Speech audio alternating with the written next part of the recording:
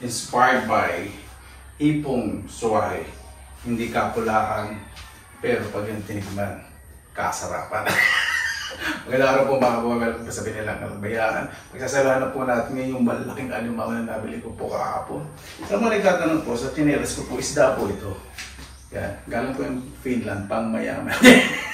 Hindi natuwa lang po ako kasi nag-sale po. Ngayon wala na po nabili, 2 pirasa po. Sa mag-gusto pong mag-mine, mga 5-4 po ito. Joke lang, hindi po ito pinito. Umpisa na po natin pagluto. Ayan, aniin na po natin itong isang mangga.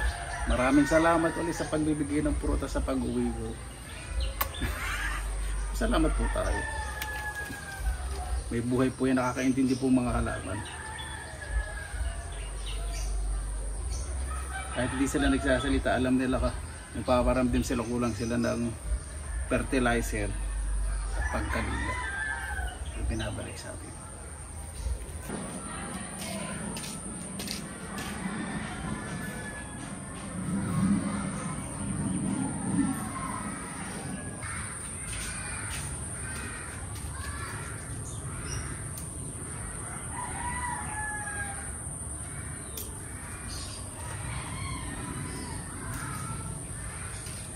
Ano din po ako ng kalamansi. Masarap po ito sa sausawan sa boneless. Bangus, kalamansi, toyo, sa kasili. At isang sili sa suka, sa alimango naman.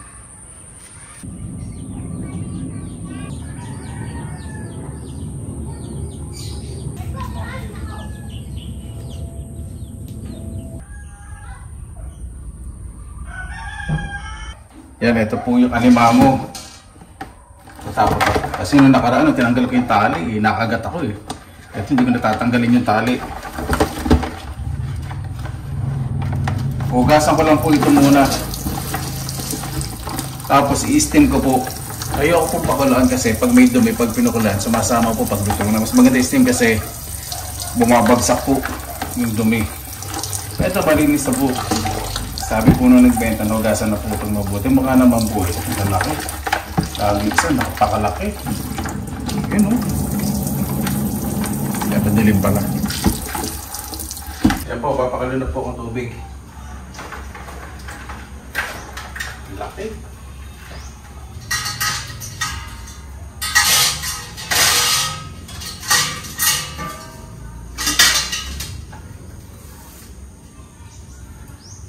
Yung malaki, natatakot ako. Gagamit ako ng tong. Baka mamaya tanggal na yung ito. Balik. Ano ba ito muna nakalagay natin? Taling din. May taling, ano mo? Panalo na yun.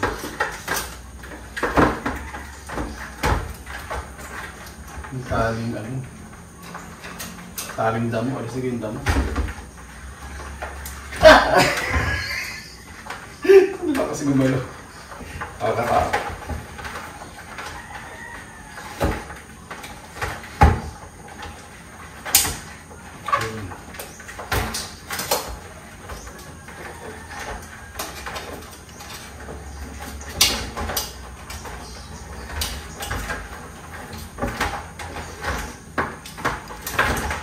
Baka lumasa naman kasi yung damo na yun. So, sa isang ano pala. Hirap matanggalin. Ayan, lagyan na po. Ito steamer po na to. Galing po to sa Finland. Pwede din po itong juice maker. 2-in-1 po, juice maker or steamer. Yan, tignan na po natin. Huwag po ninyo masyadong overcook. Yun! Okay na po yan. Katayin ko naman, lutong-luto na. Pag naglabas na po siya ng puting, ano, parang namumuong puti, sabihin luto na po yan. Yung binili ko pong boneless na bangus, ito po, inasinan sa kapaminta ko po muna na yung bangus, tapos pinagulong ko po sa harina. Pag po masyadong maraming harina, pampakontrol lang po yun sa mantika para hindi tumarsik. Tapos prito na natin. laki nito ano, bangus. So kaya asya naman. Pag nagpiprito po kayo ng bangus, medyo high heat lang po para maganda pagkakaluto. Huwag po ninyo madaliin kasi baka mamaya lutong-luto sa labas tapos sa loob hilaw. Kaya mas masarap po yan. Naku po, crispy outside, soft inside. Panalo. Ayan po. Ayan natin. Nabaliktad ko na.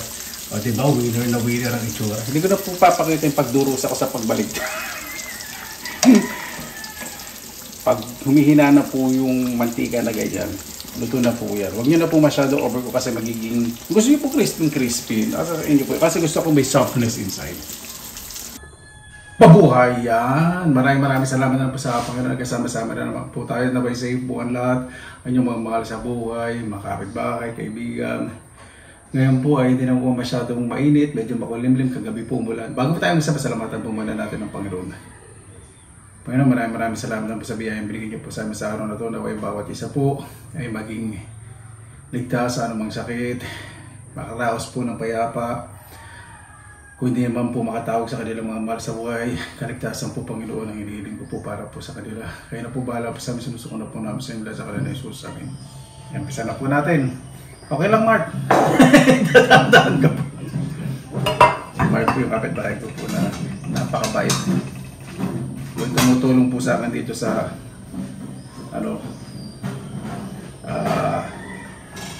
sa bakuran po. So pag may pinawais pong bahay. Kapag nakasama po kayo na mabuti sa kapitbahay po, huwag na po kayo maghanap ng ibang gagawa po sa inyo. Yung mga kapitbahay po dito.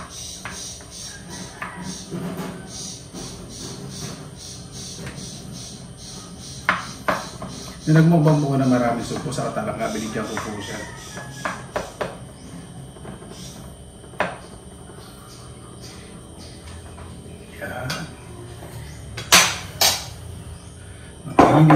Mainit. Pag sa Pinas, pag nagsayang ako, nasa mesa, hindi umuusok ng ganyan. Siyempre dito may humidity. Ibig sabihin, matagal lumamig yung pagkain dahil sa weather. Pag dry yung weather, mas madaling lumamig ang pagkain. Dito po muna tayo sa napakalaking boneless na bangus.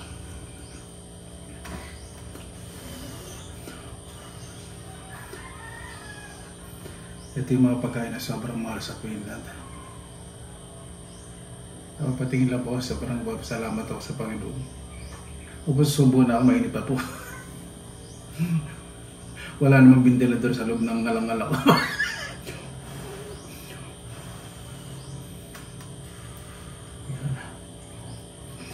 Bawang nga po.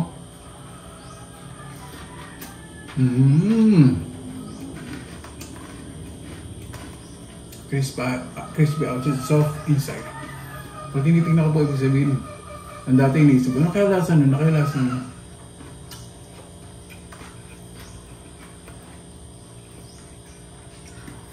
Sobrang napapasalamat po sa Panginoon kasi yung mga gusto kong kainin, nakakain ko po.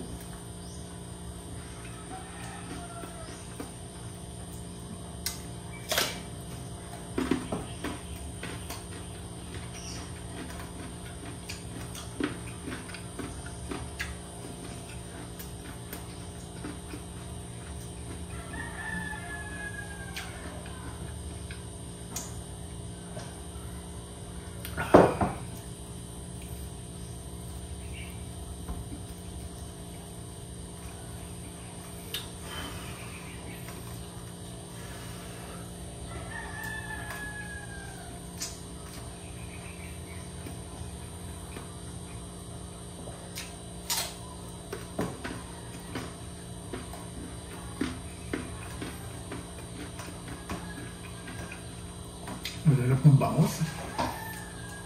Sariwa lasa. Kasi minsan lasang gilik. Ibig sabihin po yung lasang burak.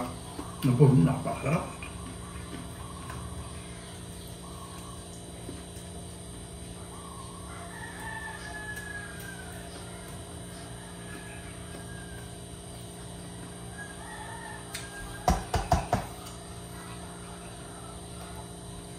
Ito tirayan po natin babae. Ito. Laki. Kaya naman ito isa. Ang bigat. Ito, ang bigat din eh.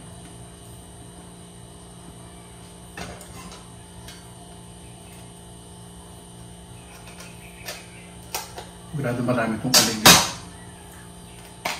Ayun. Ay, hindi siya masyadong aligihan.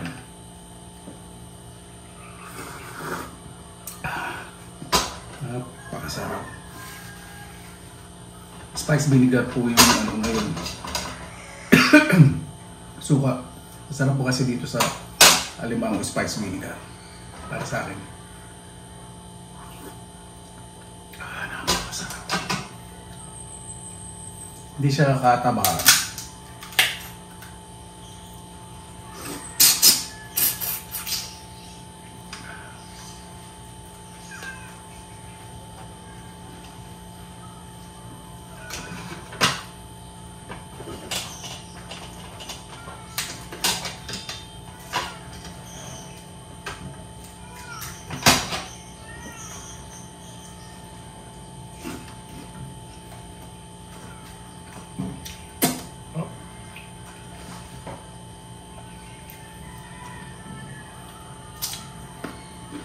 Yung sipin niya matigas na matigas eh.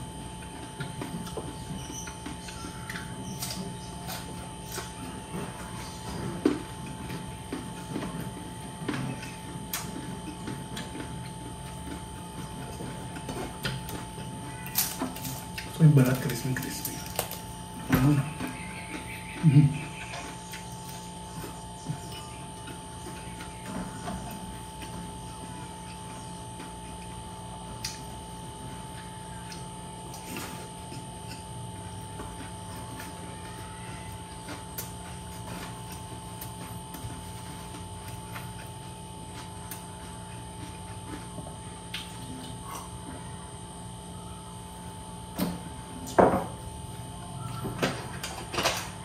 Itong sipit.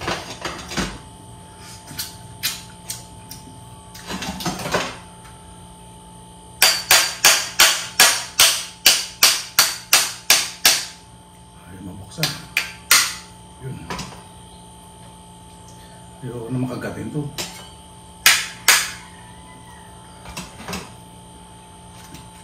Yun.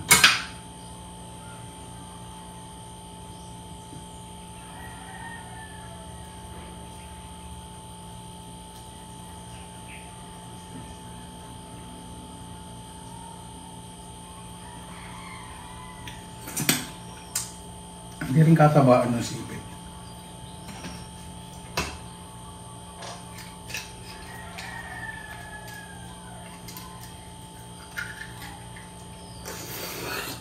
Suka. Sarap.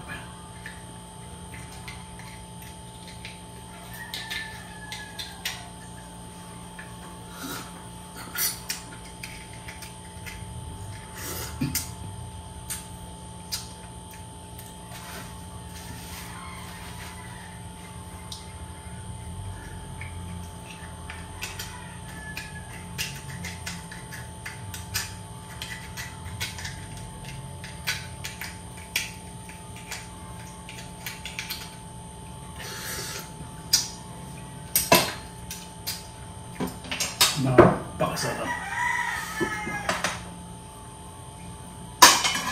Ito medyo messy tayo. Medyo makalat yun. Wala akong pang ano eh. Meron po akong pang break ng nuts. Hindi sayang, hindi ko kinuha. Hindi ko lang alam kung saan nakalagay.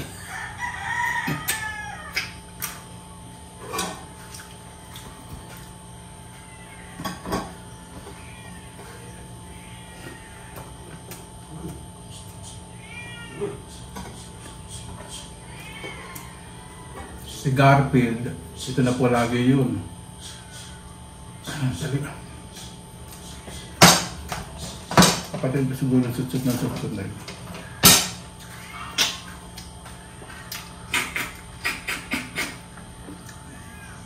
Tama kapatid mo ka. Mamaya mabigyan ng Alimango.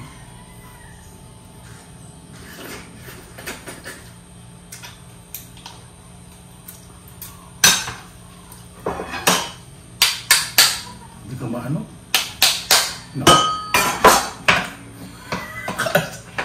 Ano yung masarap na parte ng mayroong boxer? Ang kapal kasi ng shell. Ayun!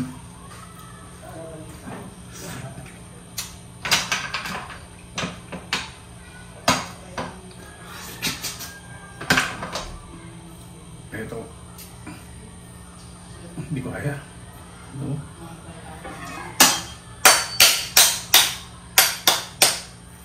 Turog.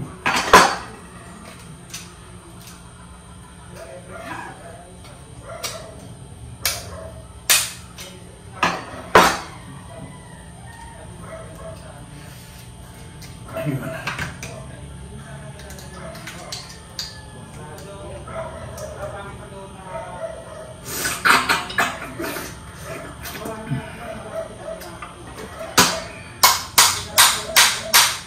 Bali naman kumalat dito sa buong kusina. Kasi sarap-sarap. Itong liquid na kutsilyo yung ginagamit kung mabigat na kutsilyo po yun.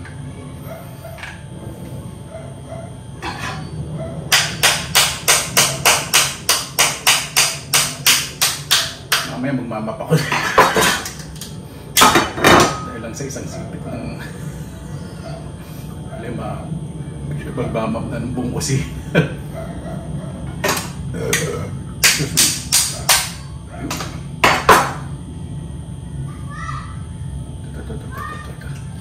Ayan. Ayun! Nakuha natin ang buo. Yung buo na ako. Napakasarap.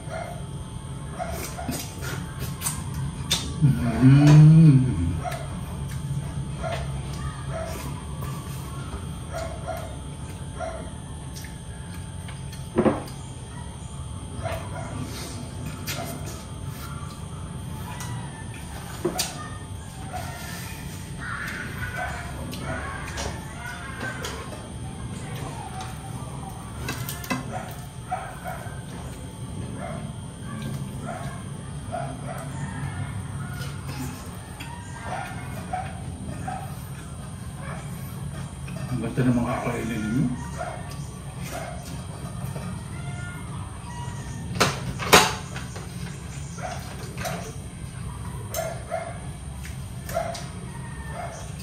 Maganda naman itatanggalin ko rin kasi ang dala ko ng laman.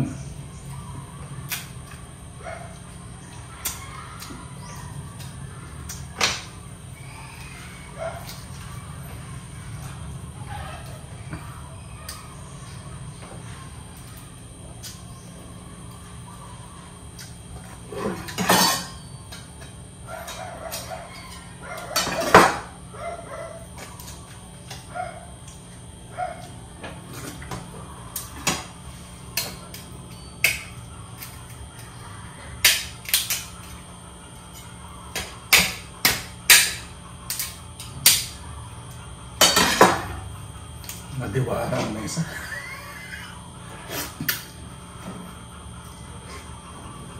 Hirap ako.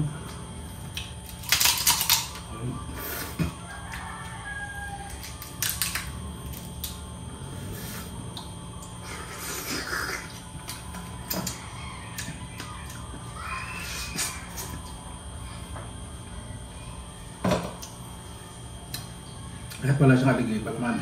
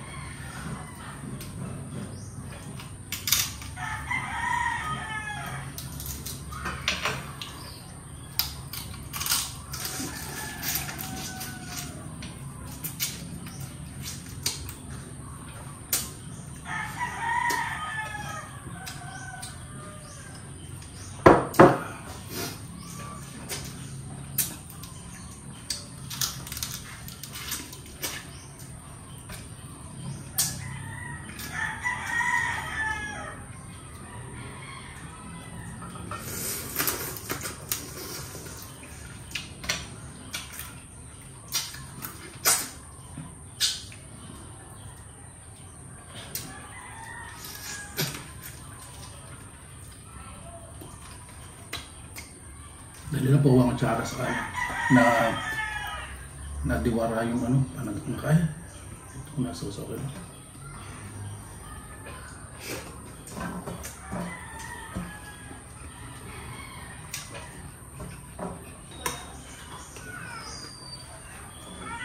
Nag-aalok na naman po ng ulam. Kabibili ko lang sa kanya, sabi ko hindi mo.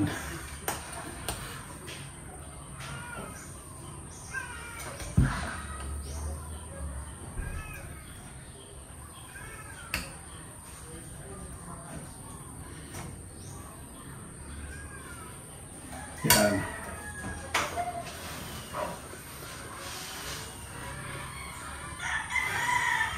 Sumisigaw yung nag-alok din sa akin ng alimang sabi ng kapatid ko, nagbablog ako. Alam pa niya pag nagbablog ako.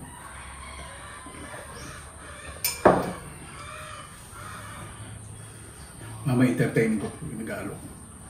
Pupunta po sa nanay.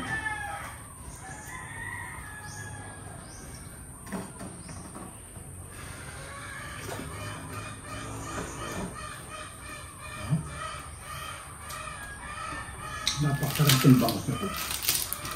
Kahit yung ulo, kinakrispy.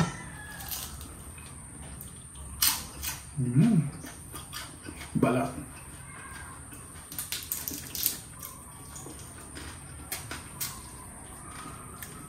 Pag malaki yung bangus, kahit crispy yung ulo, yung medyo matigas yung ano, tinik.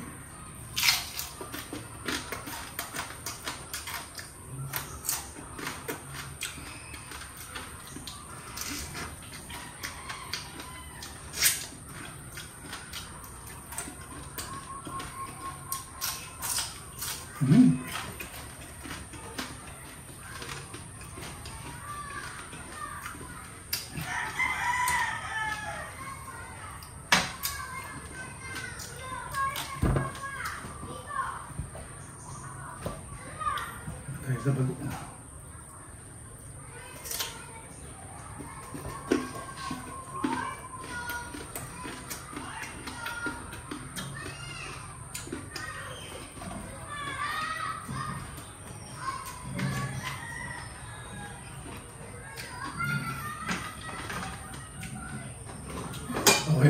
Okay na po muna sa itong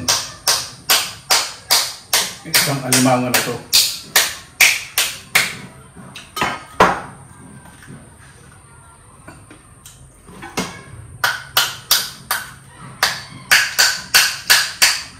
Kasi pag sobra hindi maganda. Health conscious naman po kahit ako lantak na lantak.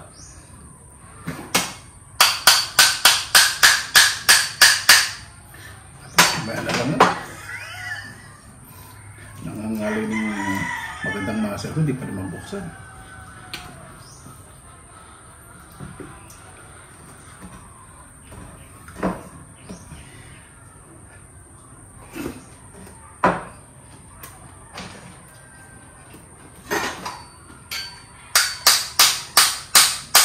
Yun.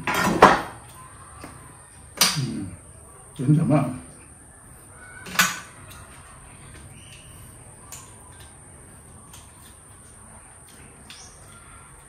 Hindi ingat-ingatin ko na po yung pagtok-tok. Baka tumalsik sa mata ko.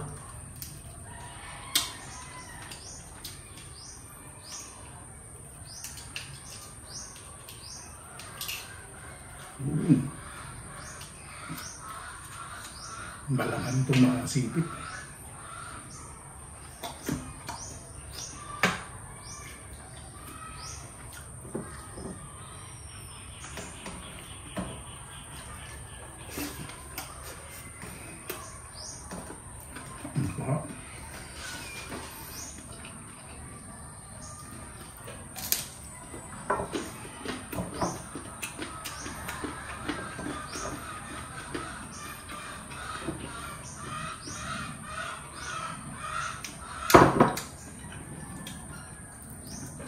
Ang sarap yan ng bangus. Kahit hindi nyo po makikrispit yan ng bangus. Malim ka na nyo, deep fry nyo.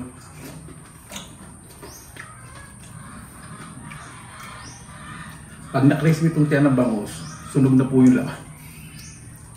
Sarap.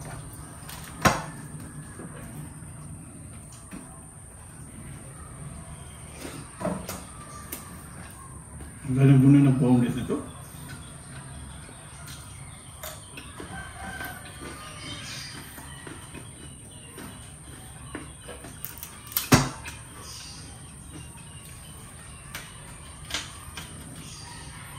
Matinik. Ito talaga ang bandang buto po. Matinik. Ito yung taba.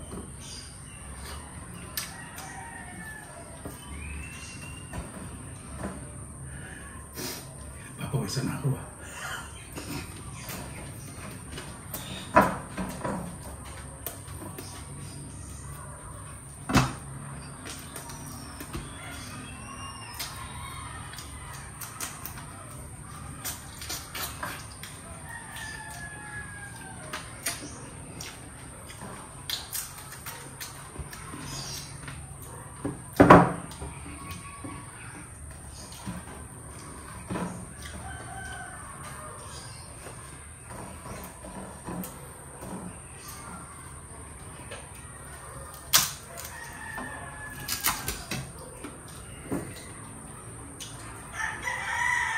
Kailan po what this you?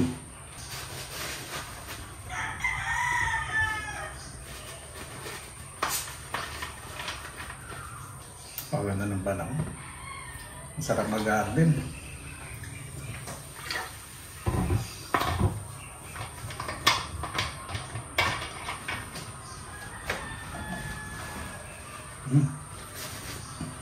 Excuse me po ah.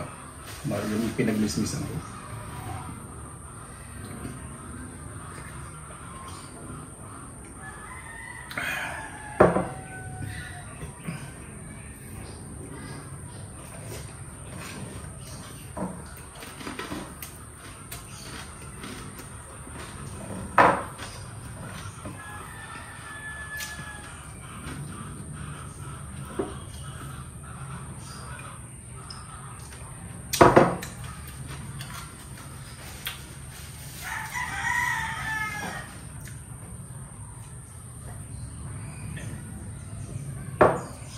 Kasi po hindi ako umiinom ng masyadong maraming soft drinks.